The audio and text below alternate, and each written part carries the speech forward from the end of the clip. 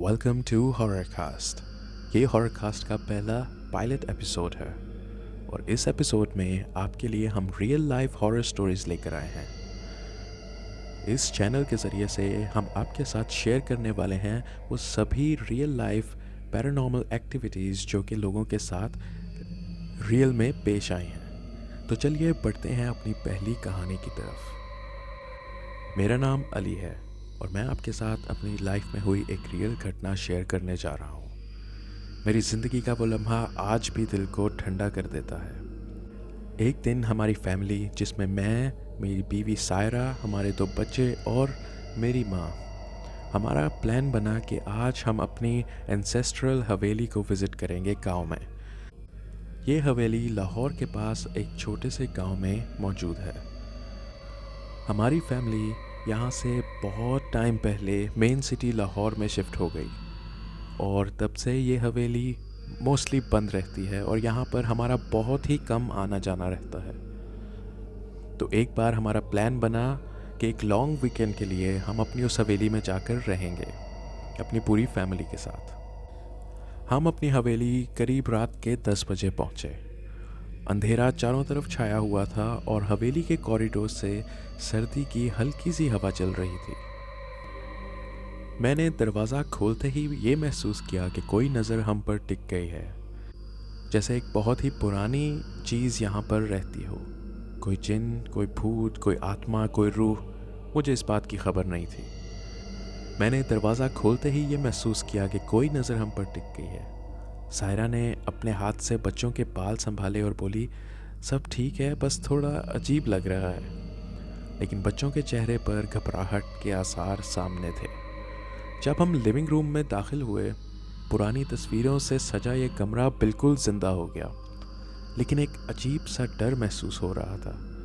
मेरी माँ ने चुपचाप एक पुरानी डायरी निकाली जो हमेशा से इस हवेली के हिस्सा मानी जाती थी और वो हमेशा से इसी हवेली में मौजूद थी। इस पर मेरे परदादा और दादा ने अपनी कुछ कहानियाँ, कुछ हिसाब किताब कुछ लिख रखा था।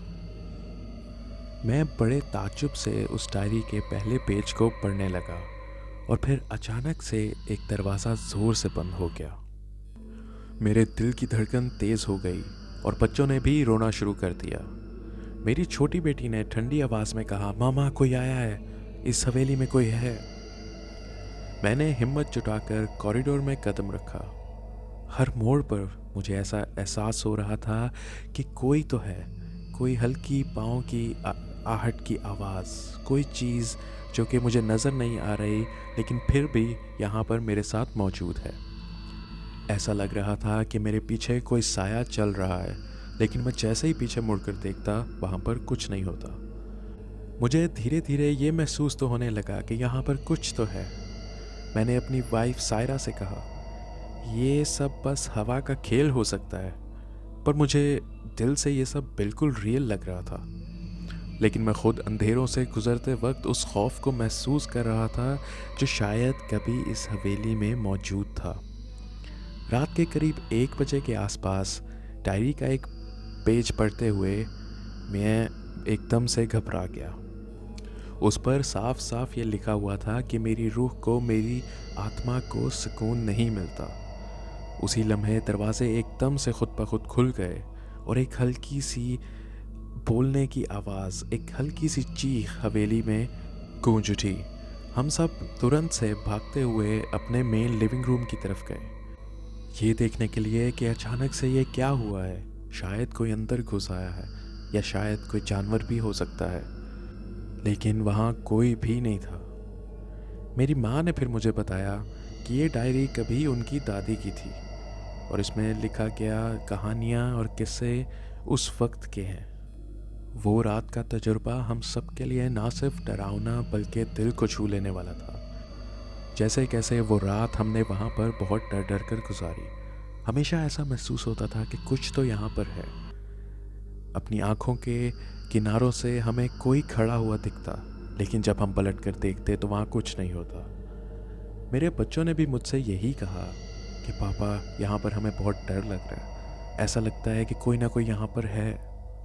अब रात के उस वक्त मैं तो कुछ नहीं कर सकता था, तो हम सब एक साथ बैठे और हमें जो कुछ भी आता था हमने वो पढ़ा और कैसे कैसे वो रात गुजारी। सुबह होते ही मैंने अपने बच्चों को और अपनी फैमिली को लिया, फ़ौरन गाड़ी में बिठाया और तुरंत लाहौर की तरफ निकल गया। और दोबारा मैंने यहाँ अपनी फैमिली के साथ वापस ना आने का फ़ैसला किया। लेकिन मुझे अभी भी लगता है कि मुझे वहाँ वापस जाकर देखना चाहिए कि हकीकत क्या है, कि असलियत क्या है, कि वहाँ पर क्या चीज़ मौजूद है। कभी कभी ये लगता है कि मुझे जाना चाहिए और कभी कभी डर से मैं अपनी फैमिली के बारे में सोच कर हमेशा से चुप कर जाता हूँ। लेकिन अभी भी जब भी मैं उस बारे में सोचता हूँ, उस रात के बारे में सोचता हूँ, तो मेरी रूह कांप जाती है। तो ये थी हमारी चैनल की पहली स्टोरी। प्लीज़ कमेंट्स में ये हमें ज़रूर बताइए कि ये आपको कैसी लगी। आपका फीडबैक हमारे लिए बहुत ज़रूरी है। इस वीडियो को लाइक कीजिए और शेयर भी कीजिए और हमारे चैनल को सब्सक्राइब कीजिए, क्योंकि हम हमेशा आपके लिए ये स्टोरीज़ जो रियल लाइफ अकाउंट्स हैं वो लेकर आते रहेंगे। तो चलिए बढ़ते हैं अब हम अपनी अगली स्टोरी की तरफ। मेरा नाम सूरज है और मैं अपने कुछ दोस्तों के साथ हिमाचल के एक छोटे से गांव में पिकनिक पर गया। सुबह की हल्की धूप, ठंडी हवा और नीले आसमान के नीचे हम एक पुराने खुले मैदान में बैठ गए। सब कुछ एकदम नॉर्मल लग रहा था। बच्चे खेल रहे थे और हम सब खुशी से खाना खा रहे थे। थोड़ी देर बाद जब शाम हुई तो हमने फैसला किया कि चलो थोड़ी वॉक करते हैं, जंगल की तरफ चलते हैं। लेकिन उस वक्त हर तरफ एक अजीब सी खामोशी थी और सूरज भी करीब डूबने के कगार पर था। जब हम जंगल के बीच में पहुंचे तो मुझे कुछ ऐसा लगा कि हमारे साथ कोई और है। मैं कुछ महसूस कर पा रहा था, लेकिन देखने पर सब कुछ मामूली लग रहा था। जब हम फिर एक पतले रास्ते से गुजरे, मेरी नज़र एक धुंधली चीज़ पर पड़ी जो कि हवा के साथ कुछ हिल रही थी। ये बस कुछ एक अंधेरा सा था जो बिल्कुल एक पेड़ के पास हवा के साथ लहरा रहा था। मेरे दोस्त रवि ने एकदम चिल्ला कर पूछा, यार ये क्या है? लेकिन जब हम सबने मिलकर देखा तो वहाँ पर कुछ भी नहीं था। सबके दिल तेज़ धड़कने लगे, लेकिन हमने सोचा कि शायद ये कोई जंगली जानवर होगा जो हमें कुछ इस तरह से दिखाई दे रहा था। पिकनिक स्पॉट पर लौटने के बाद हवा का रुख बदल गया। अचानक से एक अजीब सा शोर सुनाई देने लगा। ऐसा लग रहा था कि जैसे कोई पुराना ग्रामोफोन से धीरे धीरे कोई पुराना गीत बजा रहा हो। लेकिन उस गीत में एक ठंडक सी थी जो दिल को छू रही थी। वो कोई एक आम गीत नहीं था, वो एक बहुत ही सुरीला लेकिन एक डरावनी गीत था। जैसे जैसे शाम गहरी होने लगी, आसमान में बादल घने हो गए। हमने कुछ लकड़ियों का इंतज़ाम किया और आग जलाकर उसके पास में बैठने लगे। तभी थोड़ी देर बाद जब अंधेरा हो चुका था, झील के पार से एक हल्की सी रोशनी इधर उधर हिलती हुई नज़र आई। वो रोशनी ना बहुत ज़्यादा तेज़ थी, ना ही कोई मशीन का सिग्नल या कोई लाइट लग रही थी। बिल्कुल ऐसा लग रहा था जैसे या तो वो एक कोई नेचुरल फिनोमेना हो या झील के उस पार कोई छोटी सी आग जलाकर बैठा हो, जिस तरह से हम झील के इस पार बैठे थे। लेकिन झील के उस पार सिर्फ घना गहरा जंगल था। रवि ने अचानक से एक्साइटमेंट में बोला, अरे यार ये तो बिल्कुल एक फिल्म का सीन लग रहा है। खैर, हमने उस रोशनी के बारे में बहुत सारे अनुमान लगाए, लेकिन कोई डेफिनेट आंसर हमें उस बारे में नहीं मिल सका। थोड़ी देर बाद मुझे वॉशरूम जाना था, लेकिन वहाँ पास में कोई वॉशरूम नहीं था। तो मैंने सोचा साइड पर जाकर पेड़ों के बीच में, ये सोचता हुआ मैं हल्का हल्का अब पेड़ों की तरफ अपने ग्रुप से दूर बढ़ा। ग्रुप से करीब 60-70 मीटर दूर जाने के बाद मुझे वहाँ पर कुछ झाड़ियाँ दिखीं और मैंने सोचा यहीं पर मैं हल्का हो लेता हूँ। तभी अचानक उन झाड़ियों के बीच में से मुझे कोई चीज़ बड़ी तेज़ी से इधर उधर भागती हुई दिखाई दी। अब मुझे ये पता नहीं चल रहा था कि वो क्या है, क्योंकि अंधेरा बहुत ज़्यादा था। तो मैंने सोचा ये कोई जंगली जानवर होगा, तो मैं जल्दी से दूसरी तरफ गया और दूसरे पेड़ों के बीच में कोई ऐसी जगह ढूंढने लगा। फिर मुझे एक पेड़ के पीछे से एक चीज़ दिखी। अब गहरा अंधेरा होने की वजह से मैं उसे देख नहीं पा रहा था, लेकिन वो बिल्कुल एक इंसान का फिगर मालूम हो रहा था। ऐसा लग रहा था कि कोई पेड़ के पीछे खड़ा हो, लेकिन वो बिल्कुल एक काला साया था। उसका कोई भाव, कोई रंग, कोई रूप, कोई कपड़े कुछ दिखाई नहीं दे रहे थे। मैं अचानक से डर गया और मैंने एकदम से चिल्लाया। मेरी चीख सुनते ही मेरे दोस्त भागे हुए मेरी तरफ आए, और जब मैंने उन्हें ये बात बताई तो उन्होंने इधर उधर अपने फ़ोन की लाइट से देखा, लेकिन वहाँ पर कुछ नहीं था।